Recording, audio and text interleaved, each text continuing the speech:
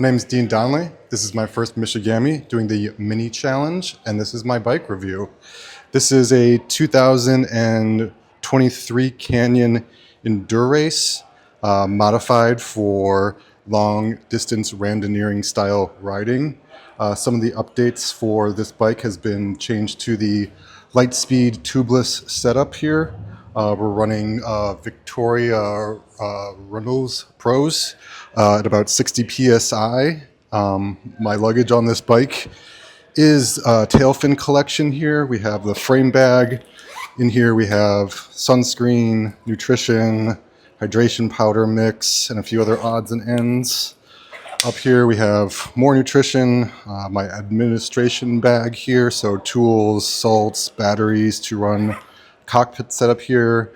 We have the Wahoo Roam, cue cards here for mile markers, bell.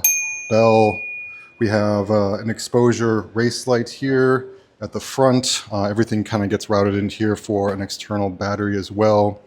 Going to the end of it, got the tailfin, which has my sleep system and some warm clothes, along with my tool container here and light vest.